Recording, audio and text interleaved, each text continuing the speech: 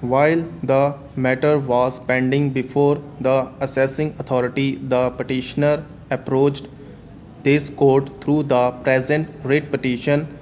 A bench of this court directed the issue of notice of motion. The respondent filled a written statement along with the reply. Copies of the assessment orders were collectively produced as annexures R1. The petitioner amended the writ petition so as to challenge not only the notices of annexure P3 to P6 but also the orders of assessment, copies of which have been produced as annexures P11 to P14.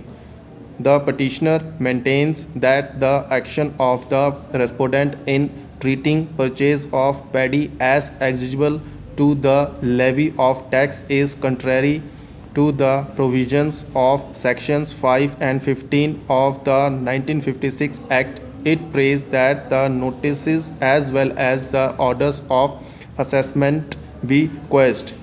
The respondent places reliance on the written statement filled in reply to the original unamended petitions. In this written statement, it has been inter alia averred that the petitioner is a registered dealer. It is engaged in the purchase, husking of paddy and selling of rice. Since the purchase tax had not been paid, notices were issued the petitioner for levy of purchase tax by provisional assessment under section 28B of the State Act. The petitioner did not join proceedings before the assessing authority to represent its case by submitting a reply to the notice. Assessment orders in respect of notices issues to the petitioner were passed on merits.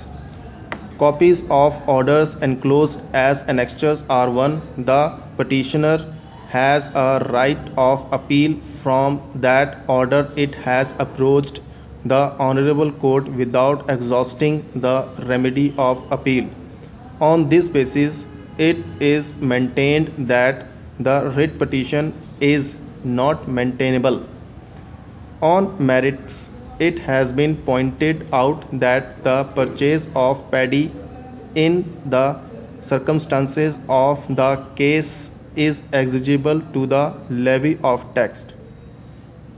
The effect of section 15 is only to override an effect of this Honorable Court judgment in United Riceland Limited and another versus the state of Haryana and others, in as much as the purchase of paddy by the rice miller cum direct exporter by virtue of legal fiction of section 5 become purchases in the course of export under section 5 of the Central Act, but this legal fiction does not extend further to the present petitioner who purchased paddy from the market in his own right and milled it.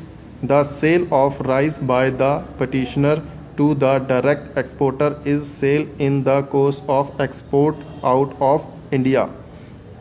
Section 5 does not protect the purchase of paddy by the petitioner. Thus, the claim as made by the petitioner has been converted.